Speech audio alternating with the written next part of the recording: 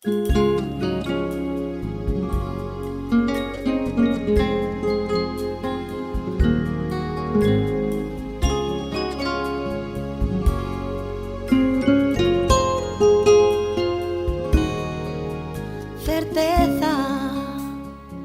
yo sé que mi Cristo vive. En la palabra de Dios, la Biblia, hay un mensaje para ti, para mí y para toda la humanidad. El Evangelio. Certeza, es la razón, la existencia. Un mensaje para ti todas las semanas en este canal de radiodifusión cristiano Luz a las Naciones, un estudio expositivo de la palabra de Dios, edificando sobre el verdadero fundamento de los apóstoles y profetas, siendo la principal piedra del ángulo Jesucristo mismo. Cristo está cerca, es mi certeza. Síguenos en directo o en cualquiera de nuestros canales y recuerda que Dios tiene un mensaje para ti. Ni profundo, ni la muerte ni la vida. Que Dios os bendiga y edifique a través de su palabra. El amor de Dios, certeza, yo sé que mi Cristo vive. Certeza, para Él no hay nada imposible. Certeza, es la razón, la existencia. Es un placer para mí saludar a mis queridísimos oyentes de Radio Luz a las Naciones en nuestra programación semanal de estudio bíblico titulada Un mensaje para ti. Programa desde el cual desarrollamos juntos diferentes estudios de la palabra de Dios, extrayendo y tratando de procurar el alimento espiritual que cada porción de la bendita y santa palabra de Dios tiene para con todos nosotros. Estamos desarrollando un estudio expositivo de la primera epístola del apóstol Pablo a los Corintios, la primera carta que él escribió de las que se conocen como mayores. La escribió a una iglesia donde él vivió 18 meses de su vida y la escribió al comienzo de su tercer viaje misionero, aproximadamente año 55 después de Cristo, desde Éfeso, a una iglesia que estableció en su segundo viaje misionero, en su viaje por Grecia. Hemos podido avanzar hasta el capítulo 9 y más concretamente hemos podido llegar al versículo 13. Desde el versículo 1 hasta el versículo 13, el apóstol Pablo está defendiendo su apostolado y en cierta manera también un deber de la iglesia de sostener a sus ministros. Él, por medio de diferentes argumentos, como hemos estado hablando, su apostolado, su propio llamado, aquello que le hacía diferente, ¿verdad?, a otros. Es muy bonito, me gusta cuando en el capítulo 4, cuando llega al versículo 15, dice: porque aunque tengáis 10.000 ayos en Cristo, no tendréis muchos padres, pues en Cristo Jesús yo os engendré por medio del Evangelio. Bueno, el apóstol Pablo aquí lo que está diciendo es que aunque ellos podían tener muchos maestros, el ayo, el tutor, sabemos que eran personas que se encargaban de los hijos de las familias ricas y eran aquellas personas encargadas de su educación, de su instrucción, ¿verdad? Y en este sentido, él dice, podéis tener muchos, pero padres, en el sentido de lo que significa esta palabra, evidentemente no tenían muchos, ya que el padre, en el sentido de la fundación de esta iglesia, había sido el apóstol Pablo. Él también dice en el versículo 10 del capítulo 3, Dice, yo, conforme a la gracia de Dios que me ha sido dada, como perito arquitecto, puse el fundamento. Y otros edifican encima, pero cada uno tiene que ver cómo sobreedifica, porque nadie puede poner otro fundamento que el que está puesto, el cual es Jesucristo. Bueno, lo que podemos ver es que Él es la persona que lleva el Evangelio, comunica el Evangelio y que, en cierta manera, establece el fundamento de la Iglesia cuando todos aquellos integrantes de esta Iglesia eran hombres perdidos en la sociedad, sin Cristo, sin fe, sin esperanza en el mundo. Por lo tanto, esto siempre es digno de respeto y siempre es digno de agradecimiento y siempre es digno de aprecio. Pablo no está exaltando su persona, no está tratando de abusar, como veremos un poco más adelante, de sus derechos. Pablo sencillamente les está recordando el valor que él debe de tener para ellos, como pastor, como padre espiritual. En cierta manera, un padre espiritual es aquella persona que en la vida nos ha comunicado el Evangelio y que por medio de ese Evangelio hemos llegado a ser engendrados por Dios, ¿verdad? Hemos llegado a ser regenerados, nacidos de nuevo. Pablo no está evidentemente despreciando ni en ninguna manera,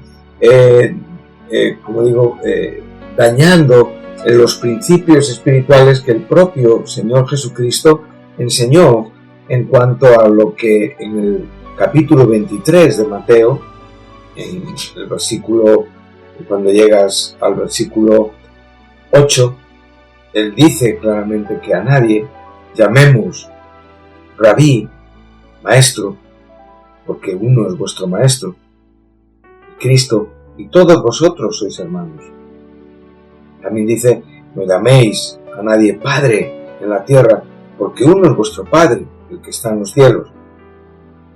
Entonces, como digo, aquí la enseñanza tiene que ver con un derecho arrogante en el que las personas exaltan a personas en una manera desmedida, donde se pierde de vista evidentemente la honra, el respeto, el amor a la persona de Jesucristo. Está claro que aquí la enseñanza es no exaltarse, no enaltecerse, todo lo contrario, como digo, ser humildes. Pero Pablo usa varias veces inspiradamente alguna epístola esta expresión, ¿verdad? Él se consideraba padre, pero padre en el buen sentido de la palabra, únicamente aquel que había llevado a cabo la comunicación del Evangelio a estos creyentes de esta iglesia. Y en este sentido, él era el punto de partida.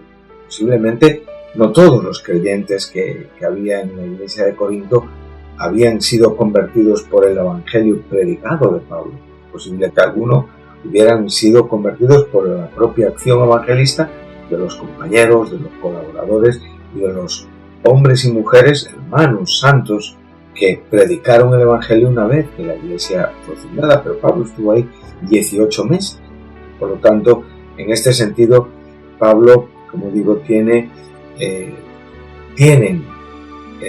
deber de honrar a este apóstol como ese punto de partida.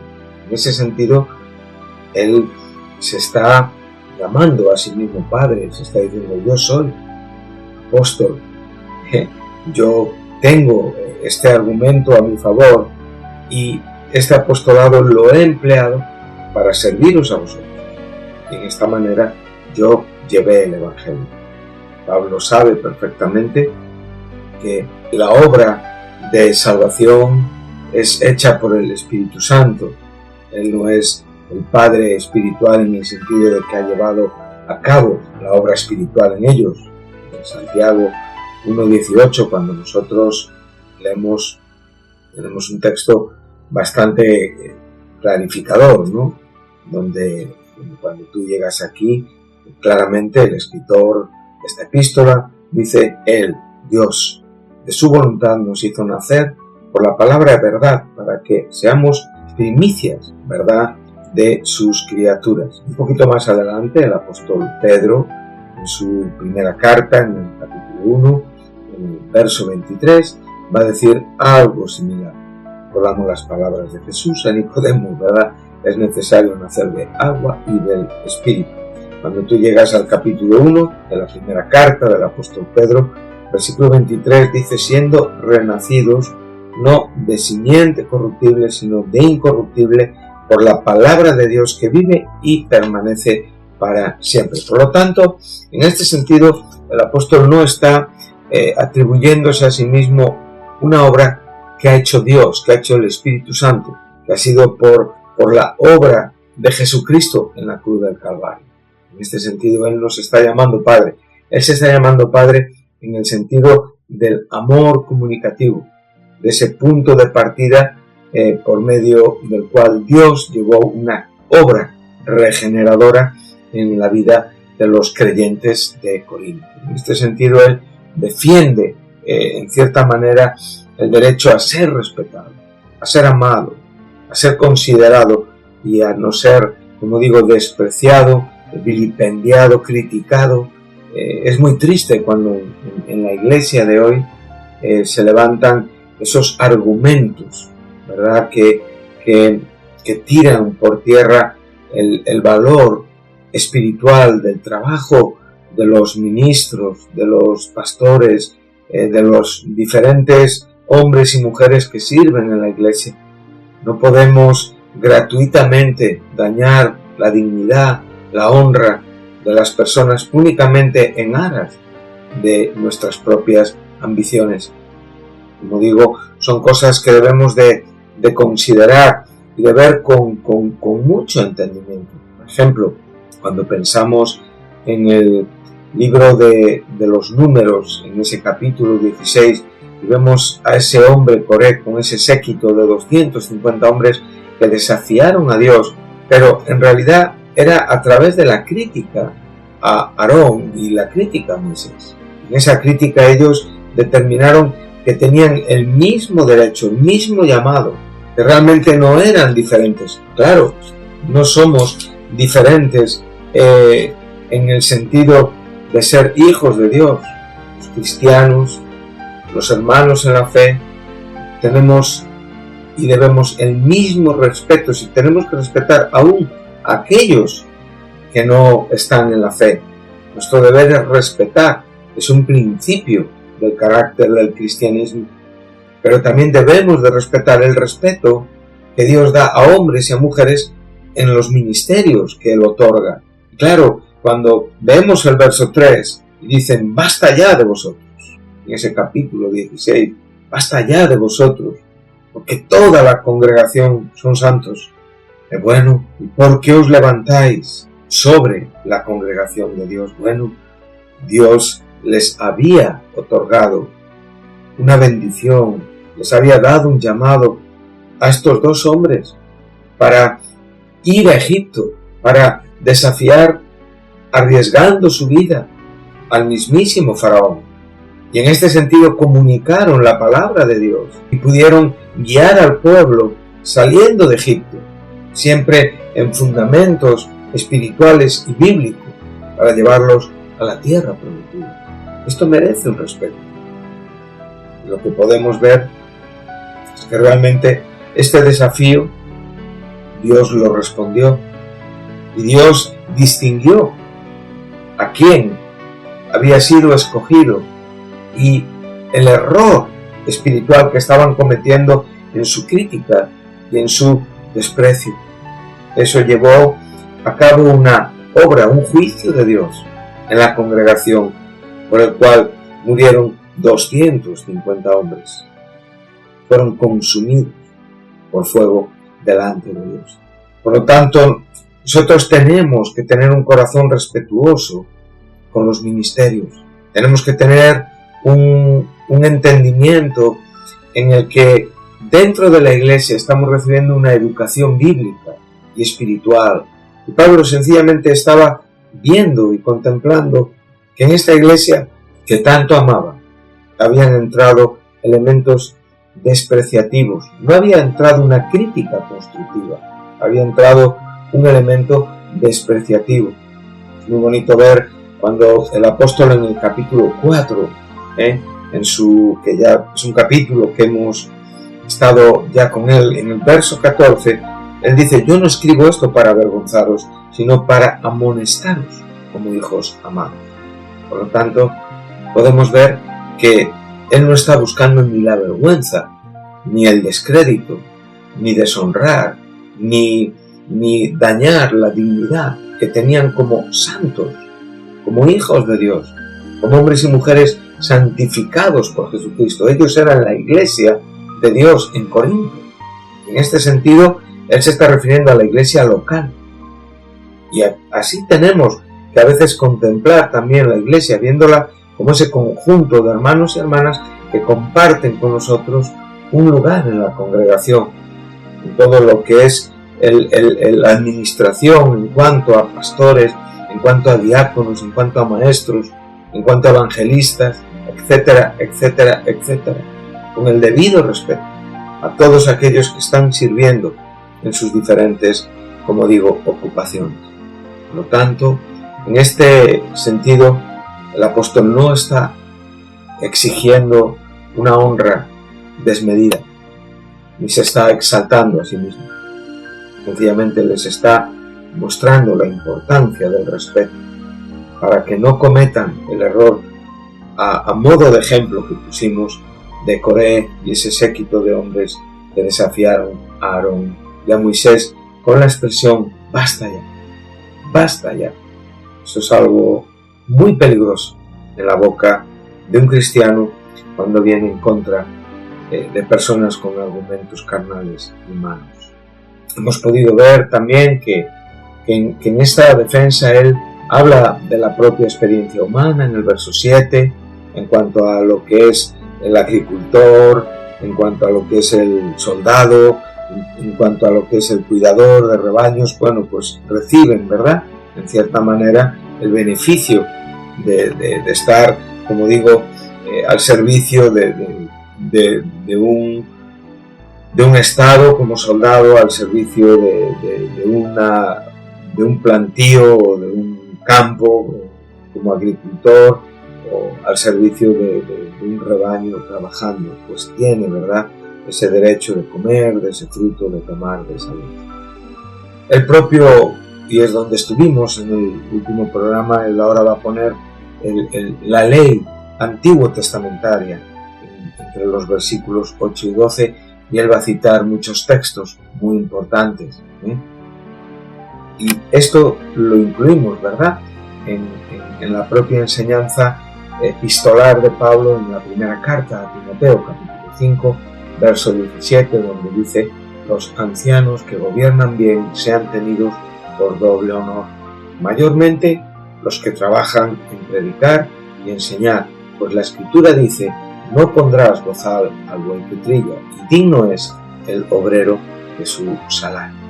Por lo tanto, en esto hemos estado hablando, y creo que es muy importante para aquellos que están siguiendo este programa, a veces incluso repasar con sus Biblias, tomando sus notas, porque hay asuntos que creo que son de vital importancia.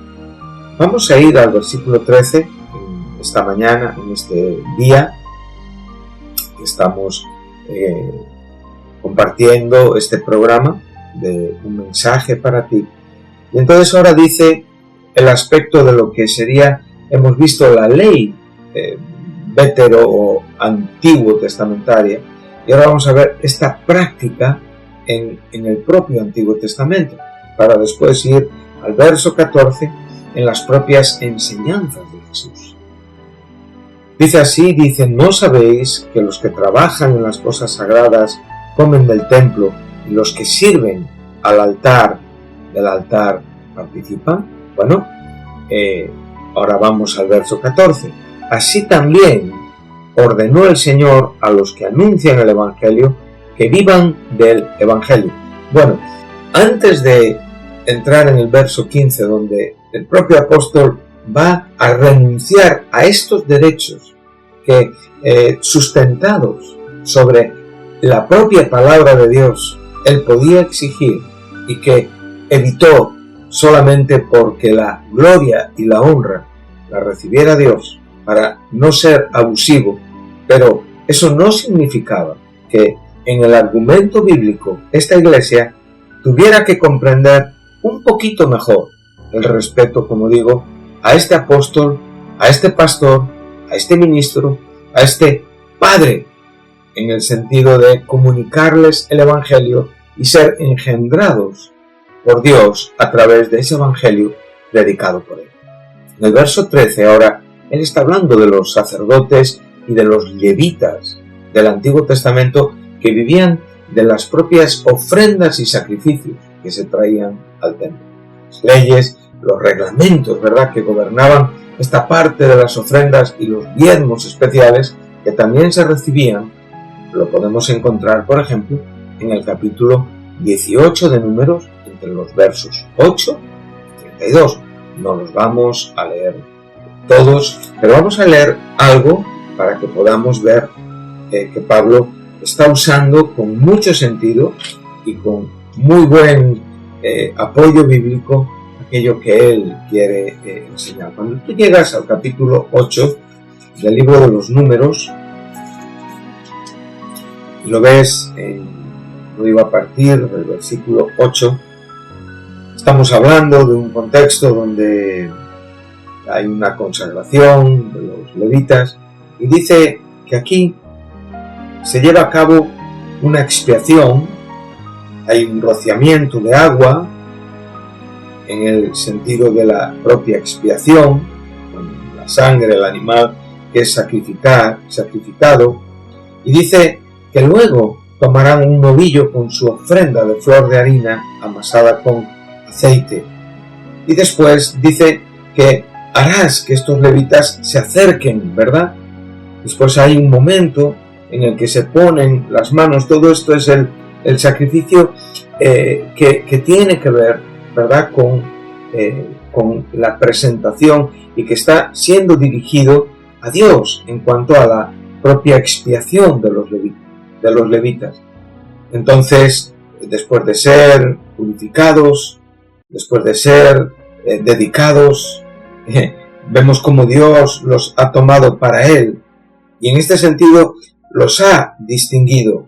Y cuando entendemos este asunto en cuanto a lo que aquí queremos enseñar de los propios sacrificios, tienen un sentido en el que la honra únicamente es para Dios, donde ellos son separados, donde ellos, Dios los señala para un propósito, servir a los hermanos en este tabernáculo, para proteger, para cuidar, en este sentido, un ministerio diferencial. Cuando ellos entraban al servicio del tabernáculo, hasta el tiempo en el que terminaban este servicio en el tabernáculo, ellos estaban consagrados, separados, ¿verdad? Sabemos que ese término santo significa esto. Pero cuando tú llegas al capítulo 6 del libro de Levítico, entonces tú te vas a encontrar con algo muy interesante, donde vemos en el libro de Levítico se nos habla de 5 ofrendas que son muy bonitas, muy importantes, en verdad dignas de ser estudiadas, porque todas nos están tipificando y representando a Cristo en su ministerio, en los diferentes aspectos de su ministerio humano, ¿verdad? En el sentido de lo que Él era como hombre y como Dios, en aquello que vivió en la cruz, en aquello que vivió antes de la cruz, o sea, el conjunto de todos los sacrificios nos enseñan a Jesús en todo su ministerio. Sabemos que estas 5 ofrendas, estos 5 sacrificios son el de holocausto, la ofrenda de cereal, la ofrenda de paz, la ofrenda por el pecado y la ofrenda expiatoria. Y sabemos perfectamente que en este sentido hay uno que es muy interesante, que es el segundo, la ofrenda de cereal, que nos muestra a Cristo en su humanidad, pero no en la cruz, como el holocausto, ¿verdad? O como la ofrenda por el pecado, o como la ofrenda expiatoria, ¿verdad? Este sacrificio no conllevaba derramamiento de sangre. Y por lo tanto es un sacrificio muy lindo, muy bonito, porque nos habla de Jesús ungido en su nacimiento, ungido en su ministerio, tanto en esa masa que llevaba el aceite, que llevaba en su mezcla, y después el aceite también era derramado sobre esa masa de harina. Pero ahora dice así, que es lo que nos importa, dice: esta es la ley de la ofrenda, la ofrecerán los hijos de Aarón delante de Jehová ante el altar, y tomará de ella un puñado de la flor de harina de la ofrenda y de su aceite y todo el incienso que está sobre la ofrenda, y lo hará arder sobre el altar por memorial en olor grato a Jehová. Y el sobrante de ella lo comerán Aarón y sus hijos. Sin levadura se comerá en lugar santo. En el atrio del tabernáculo de reunión lo comerán. No se cocerá con levadura. La he dado a ellos por su porción de mis ofrendas encendidas. Es cosa santísima, y podríamos, como digo, continuar leyendo todo este contexto, y podemos ver cómo los sacerdotes, como los levitas, tenían ese derecho sacerdotal de comer de lo sobrante, o sea, nunca, como digo, robar, quitar de aquello que es de Dios. Pero Dios, en su gracia, y a estos ministerios les apartaba esa porción para que ellos fueran alimentados de aquello que en el propio pueblo estaba. Y esto es lo que Pablo ahora va a usar, ¿verdad?, para apoyar, como digo, su propia verdad a esta iglesia de Corinto.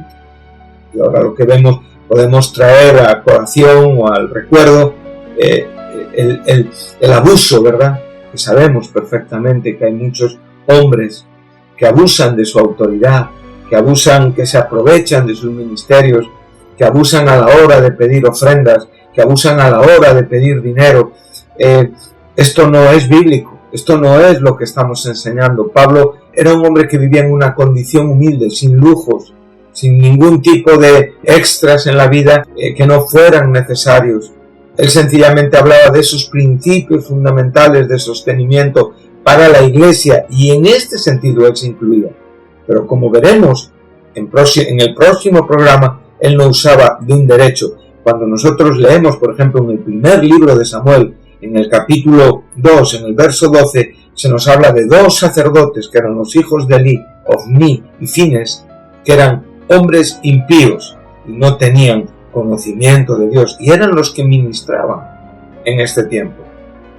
Pero lo que nos enseña es que cuando se llevaban a cabo estos sacrificios ordenados por Dios, cuando los hombres religiosos, los judíos, venían a ofrecer esos sacrificios cada año o cada mes, o en los tiempos en los que venían ahí, a donde estaba el lugar de esta administración, donde este triste sumo sacerdote Elí, que es el anterior a Samuel, fue tan avergonzado y tan deshonrado por sus hijos, y que en el fin murió de ese disgusto, ¿verdad?, porque el arca del pacto fue atrapada por los filisteos.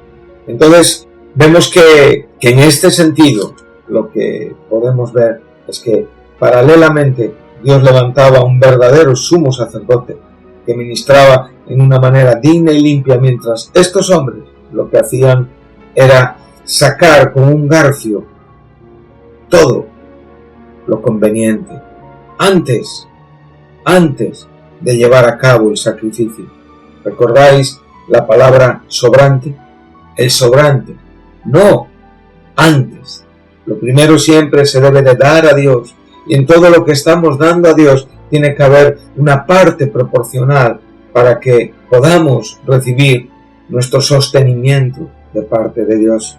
En este sentido, la iglesia, como digo, tiene que ser generosa, la iglesia tiene que ser misericordiosa, tenemos que ser compasivos, tenemos que ver, como digo, las necesidades y también suplir para las necesidades. Lo que puedo decir para ir cerrando nuestro tiempo es que creo que esto merece una reflexión, queridos amigos y oyentes. La aplicación que estamos hablando es clara. Si los sacerdotes del Antiguo Testamento que ministraban bajo esta ley debían aún de recibir su sostenimiento de las propias personas a las cuales servían, porque los siervos de Dios que ministran bajo el pacto de la gracia no deberían de ser también sostenidos. Bueno, esto es lo que Pablo está diciendo, pero como hemos visto, en una manera equilibrada, no aceptando los argumentos abusivos, ¿verdad?, que hoy en la Iglesia estamos viendo y que tanta vergüenza causa al Evangelio. Bueno, hasta aquí, queridos oyentes, espero que haya sido un tiempo de edificación espiritual. Continuaremos en el próximo programa y, como digo, iremos al verso 14, donde veremos esta enseñanza aplicada por el propio Jesús, para después continuar con los argumentos generosos y carentes de egoísmo de este hombre de Dios, el apóstol Pablo. Que Dios les bendiga y les espero en el próximo programa. Muchas gracias.